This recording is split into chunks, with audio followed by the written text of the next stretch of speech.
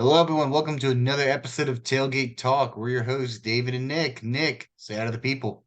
Howdy. So we just got off of a fantastic game for the Clemson Tigers in the AC Championship. Um, Offense looked reinvigorated, especially when Cade Klubnik came in on the third series. Clemson ends up winning 39-10. Um, Outside of that first drive by North Carolina, felt like the Clemson defense was in a good bend no break type situation, getting stops when needed, and the offense just looked brand new. So Nick, what do you think? Yeah, I mean, it also comes with the sad news today that DJ did enter the transfer portal, as did EJ Williams, Fred Davis, Billy Wiles. So it was, well, that's sad. It was very fun. It felt like their most complete game of the year. It felt like we got our swagger back.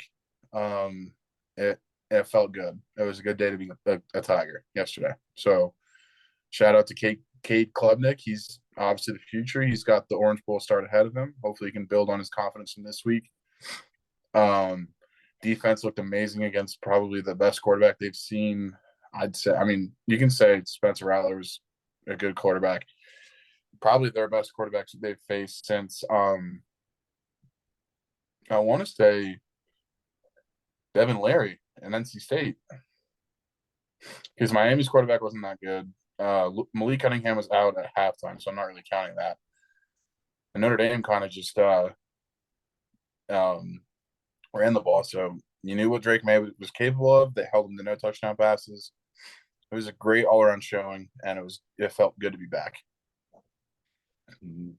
Yeah, I mean, tomorrow is the official start of the transfer portal. So with that, a lot of names on a bunch of different teams coming out as transferring. I think so far, it's pretty much as expected. I'm still looking for the official tweet from DJ announcing it, but I've seen it reported all over the place, and it's honestly expected, I think, because he still wants to go to the NFL eventually. He probably needs another year in a starting role, and it feels like the time for Cade is now.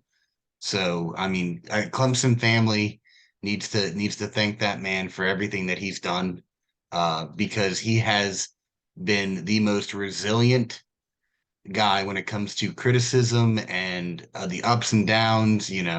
Everything. Like he has gone in, put in the work, been the best teammate. There's a reason that Dabo loved him so much; they didn't want to give up on him, and that the whole team was behind him from start to finish. Um, Throughout. I mean, and you hear it in the post game interviews when they're asking him, and basically as he's lost his job, like, hey, how do you what's going through your mind right now? And his first thoughts are, it's all about the team. I'm just happy we won. I mean, the guy is the epitome of what you want a Clemson man to be. If you're part of the Clemson family, part of the Clemson program. So, all right, Did go you ahead and say laugh at me. I'm absolutely right. no? Did you just say epitome? Yeah, Epitome. that too. Oh my god. Epitome. Oh, geez. Lord. All right. No, what you're I saying is feel like you 100% can use correct. the enunciation. I've heard it both ways. I've never To heard quote anyone say to quote to quote Sean Spencer from Psych, I've heard it both ways. epitome. All right. So, all right, whatever. Moving on. No, but you Um, were right. You were 100% right. I did see a tweet from KJ Henry thanking DJ, so I think that kind of makes it official. So yeah, I saw that one too. I mean, I completely expect him to be in the portal at some point this offseason. I I think just wasn't sure if he was gonna stick around through the bowl practices and the bowl game, or if he was going to leave like it looks like a bunch of these other guys are doing too. I think it's smarter for him to just shut it all down, just focus on where he wants to go now. I have a feeling he's probably going to end up on the West Coast, a team like USC replacing DTR, or not USC, UCLA. I mean, I saw Oregon was someone said Oregon online. That kind of makes sense. I think Bo Nix is out of eligibility now. So I definitely think that he's probably going to go closer to home on the West Coast, but wherever he goes, I do wish him the absolute best. He's a great teammate, great guy. So hopefully he finds his footing and can make it to the NFL. Then he's got 2 years of eligibility left. So he's got a chance to get in there and, you know, not just for a 1 year starting gig, but try and go somewhere that he fits right. Hopefully it's something that's a little bit more, I think, um, standard offense, pocket passing. Because I think that was the what we're starting to see with the play calling and everything else is that DJ just wasn't comfortable doing that kind of stuff. And Cade just fits what Clemson's offense has been the past years with Trevor, with Deshaun, with Taj Boyd, where you've got that, that mobile quarterback who does really well on the run and just, stresses the defense all over the place. And I think he just opened everything up. And he definitely has the arm talent as well, as we saw with that 68-yard uh, throw and catch to Cole Turner yesterday. So I think he has a bright future, and I'm excited to see what he does. And Robert Griffin III tweeted out earlier in the year, Clemson will win a national championship with Cade Klubnik on campus, and I agree with that. So we'll see how the bowl game goes against the Tennessee defense. That is honestly another kind of a soft landing spot to get your first career start in. I think it's going to be. Hopefully, our defense can do what they did in North Carolina. I feel more confident in our offense in a high scoring game now, so I think that that'll be good. Yeah, I think one thing I noticed was, just the whole um vibe of the team seemed to switch once Cade came in. I think defense started playing looser. They were dialing up the pressure more, in attack mode more than trying to keep everything in front and try and prevent those breaking plays and prevent the touchdown and force field goals. They started going after it and really shut down um, North Carolina. I mean, they had 10 points in the first half, nothing in the second half. Um, it was just a really, really good showing on the defensive side. I think they just fed off of, Cade's energy when he came in. It just seemed like the whole team got a spark once after that, after the switch. So it was apparent. Mhm. And we've got our first it took us 13 games to get it, but we finally have a 100-yard receiver. Who would have thought it'd be Cole Turner? A guy who's redshirting. So He, uh, he didn't burn his red shirt either. no, he didn't burn it because I think it's only his He second played game. in He like can 2 games, if that. Yeah, so he can appear and think two more, and there's only one left, so he'll be good. Yeah. So, yeah, I mean, you look at that offense just I mean, it's nuts when I'm looking at it from compared to last week. We ran for 237 yards. He gave Shipley 15 carries. He went for 236. This week it goes opposite. You've got Cade going 20 for 24 for 280. And then the team rushed for 68 yards total. I mean, but it still felt balanced. I'm not sure. I mean, Phil Maffa had some big carries. Well, he only had 2 carries, but it just I don't know how to describe it, but the offense just felt like it was more In sync. complete. Yeah. I So think I think part of the huge, reason huge. I think part of the reason is, like you said earlier, having that quarterback that can run and be mobile. Teams kind of have to respect that more, and that's when the linebackers and the safeties play closer to the box, and that's when a deep shot works. So a lot of our offense is deep shots, and DJ definitely had the arm talent for it. Teams didn't have to respect him running as much. Like, yeah, he could run, but he wasn't. He was a big. You wouldn't expect him to break off like a run and outrun everybody. Cade gives you that fear. So I think teams had to respect it more, and that's when you bring the safeties down, the corners kind of play a little more on islands, and that's when you take that deep shot, and the receiver just comes down with it. Mhm. So Clemson ended up being seventh in the CFP rankings to end the year.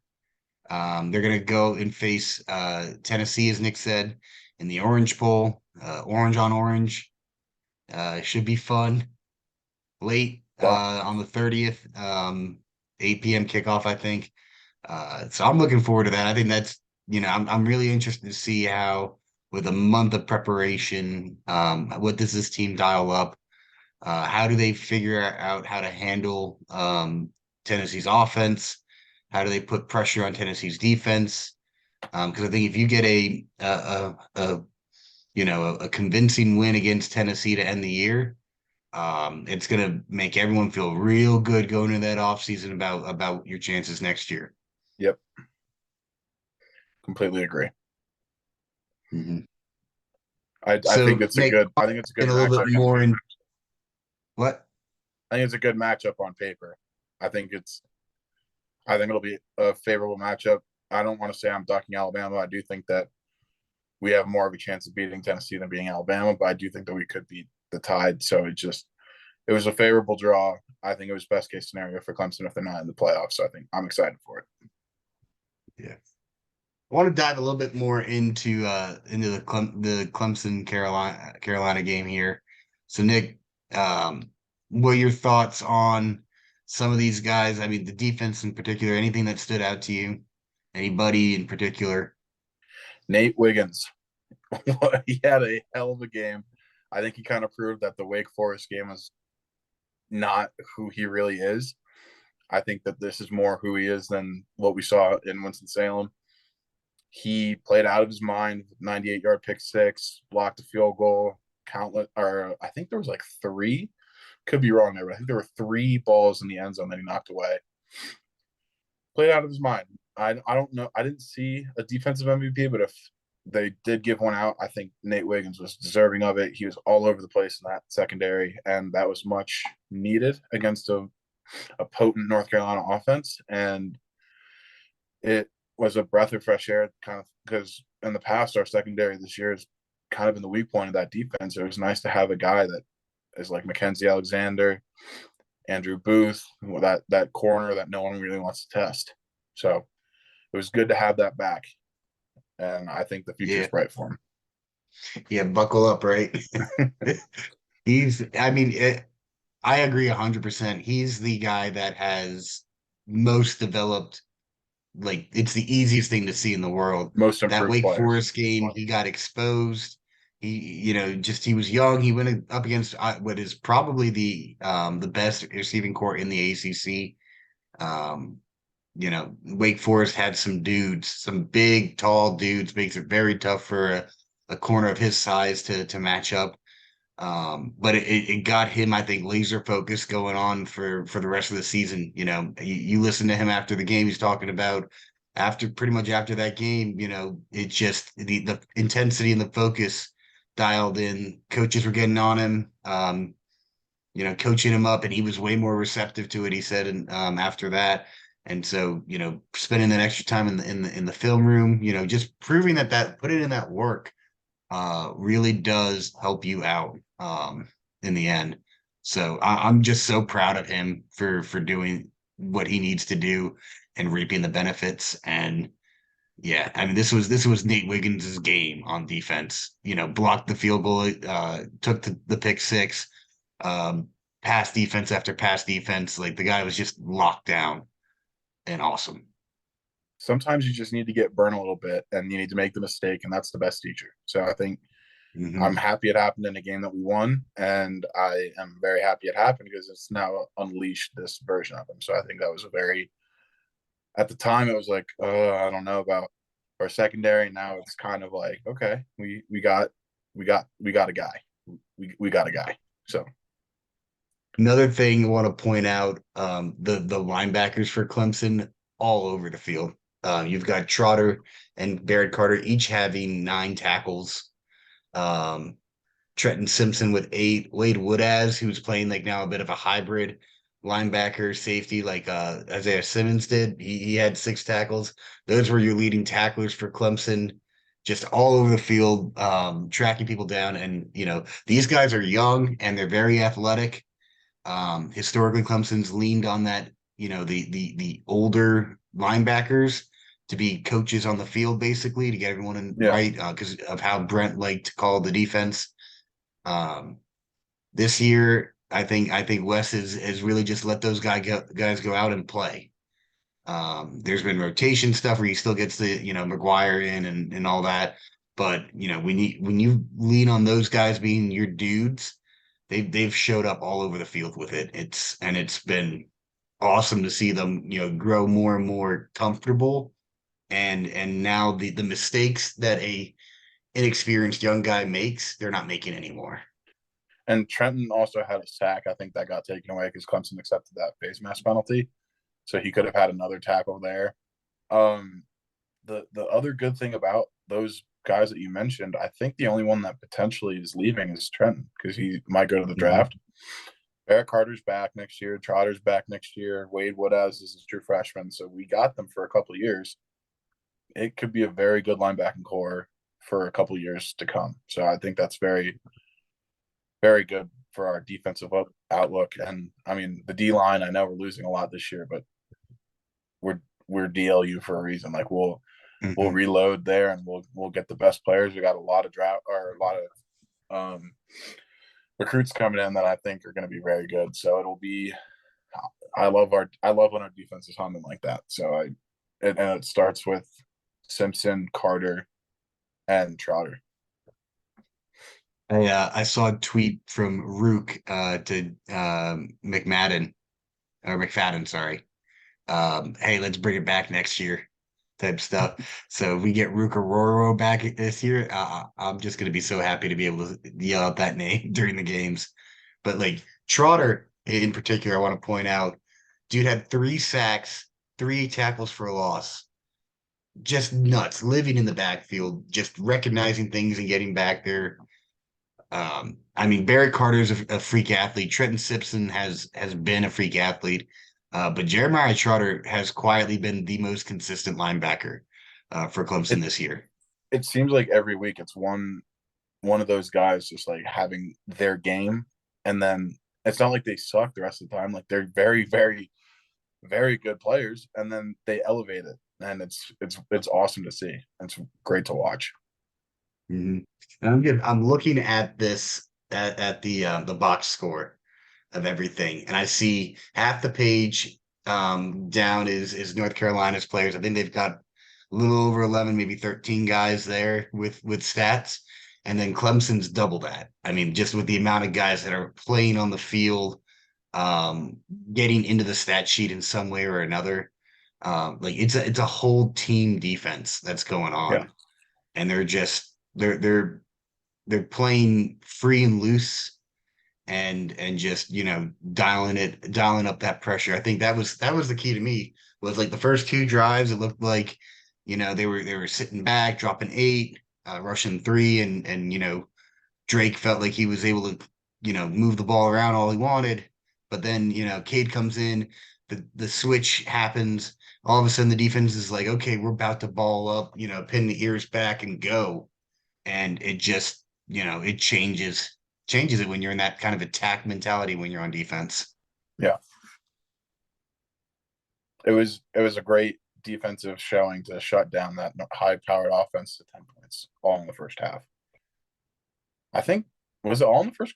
No, I don't know if it was all in the first quarter, but it was very early in the game. Like they got the touchdown on their opening drive, and they got 3 points the rest of they the they game. got the field goal in the second quarter.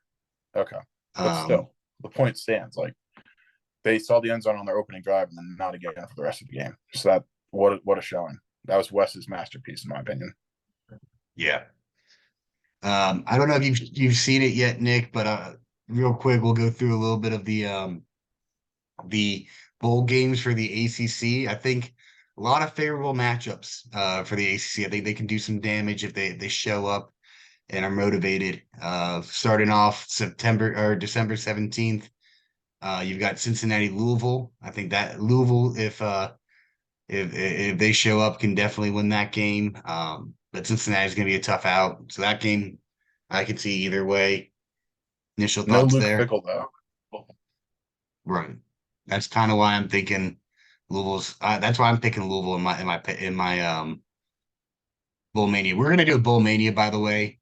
So Nick and I are gonna I'll make a group. He and I will make our picks, confidence points, everything. We'll do another little quick competition to see who can make better picks.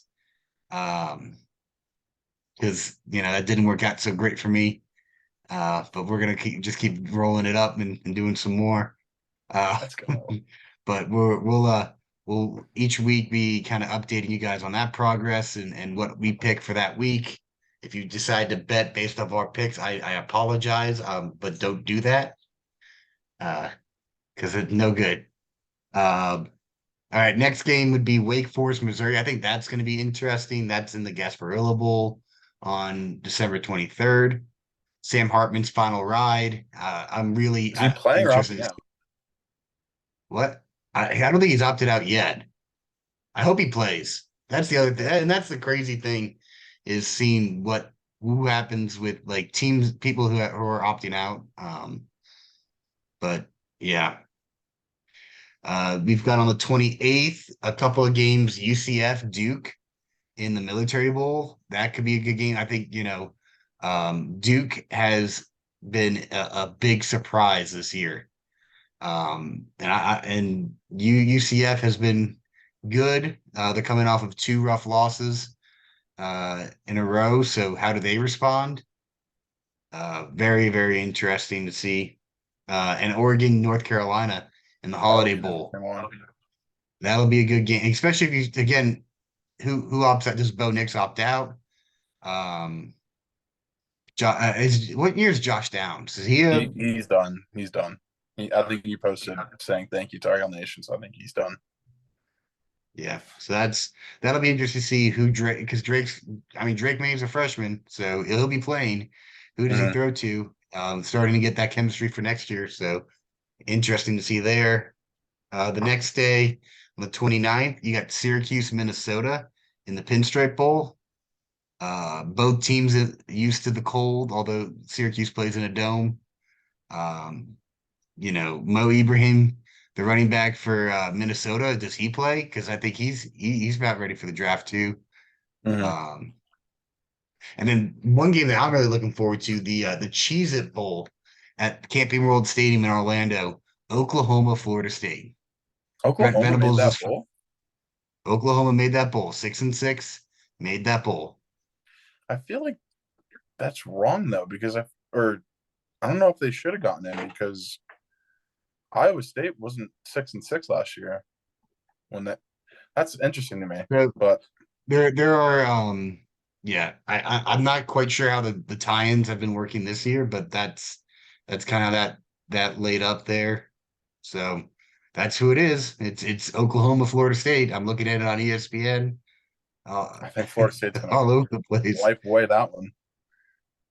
So I really do like Florida State in that game. I think that they've turned a new leaf. So I'm looking forward to that. Friday, December 30th, 8 p.m. kickoff, Tennessee, Clemson in the Orange Bowl. Really looking forward to seeing that game. Highest ranked matchup in the Orange Bowl ever, I think. Yeah.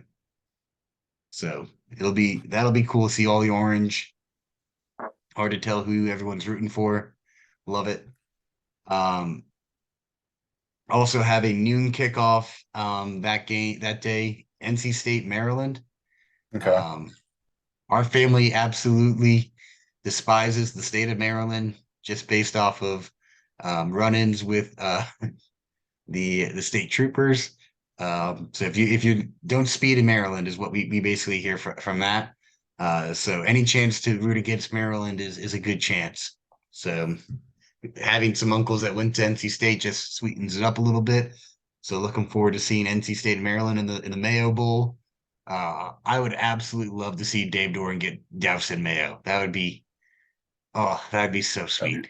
be that'd be And then funny. I think the last game for the ACC in the bowl games, Pittsburgh UCLA in the Tony the Tiger Sun Bowl, 2 p.m. at CBS in Texas. So I think that's a tough one, I think, for Pitt. Yeah, It's a tough slate. UCLA is really good. But again, it's like I think DTR graduate or probably can go to the draft this year. So does he opt out? I mean, that's the new unknown with all of this with the bowl games is that all of the opting out, what does that mean going forward? right. So Nick, out of that slot, let me know what's the game other than the Clemson Tennessee game, which game sticks out that you're most interested to see and why? I want to see if Mike Elko and Duke can keep up their year. I think that he was definitely the right hire for them. UCF's a good team. They had a chance to make it into the conference championship game, so it'll be a real litmus test for Duke to see if they can, or I don't know about litmus test, but it'd be nice for them to see if like it'd be something to build on for next year. So I'm interested to see if Duke can do that. Also, if I don't know if Jordan Travis is he for sure coming back next year, or is he potentially leaving because he might opt out. I think he's coming Um, back. well then I'm interested to see how many points Florida State can put up on Oklahoma. I think that if Jordan Travis plays, I don't think that game's close. Oh yeah, that game should be fun. Um, the UNC Oregon game too. I That'll be think good. just so interesting to see. I mean, UNC's coming off of three straight losses, but Drake May is a really good quarterback. Um, Oregon, so close, but kind of faltered as well down the stretch. Missed out on the Pac-12 championship game. Should have picked you. Um, what goes on with that program? Um, do you have Bo Nix play? Is he opting out? So kind of often your chance to first see who you already have on the roster for next year and how Yeah, they might do. Um, but and you've got about 3 weeks to prep for that. So it's not like you got these guys opting out and then a week after the bowl's announced, right. and you don't have enough time to install stuff. They've got 3 weeks to prep. So I'm really curious to see how uh how Oregon looks against UNC.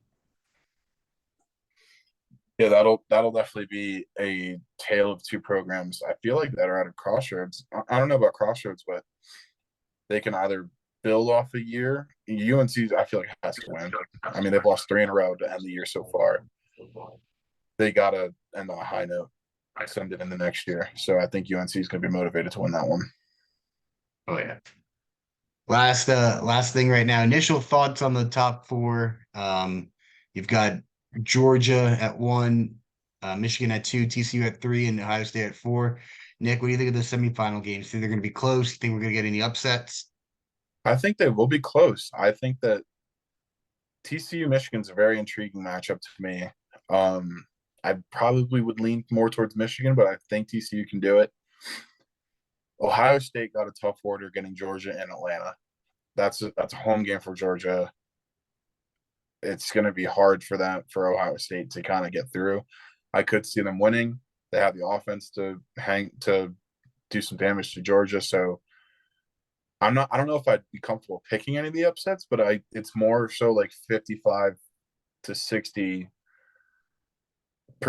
confidence in the favorites. So I do think that there could be an upset, but I lean more towards the favorites kind of just winning. But I think it'll be close. Yeah, I'm really curious to see how the Michigan TCU game goes. I think Max Duggan should be highly considered, if not the favorite right now for the Heisman.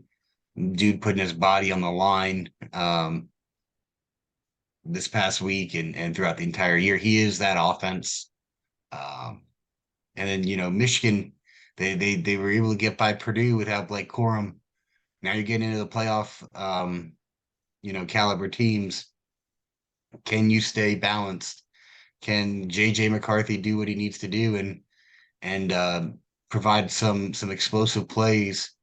Because that defense is going to show up. It just comes down to can Michigan have enough offense that, when they do play what we're expecting to be Georgia in the championship, are they able to have enough of an offensive firepower to one, keep Stetson Bennett and that offense off the field, and two, actually score on the Bulldogs defense. So looking forward to the playoff. I think it's going to be really good. I Really think they got the excited for right the four bowl season. teams. I think a lot of good matchups.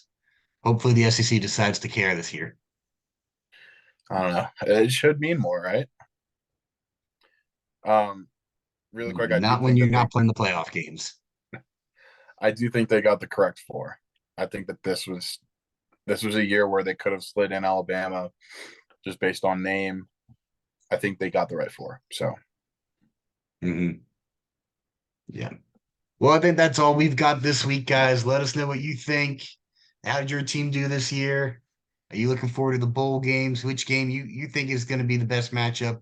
We're going to try and cover as much of it as we can over the next couple of weeks. But as always, go Tigers. real quick, who and where did South Carolina get? They are going to the Gator Bowl and they are playing Notre Dame. Go Irish and go Go Tigers. Tigers. All right. Thanks.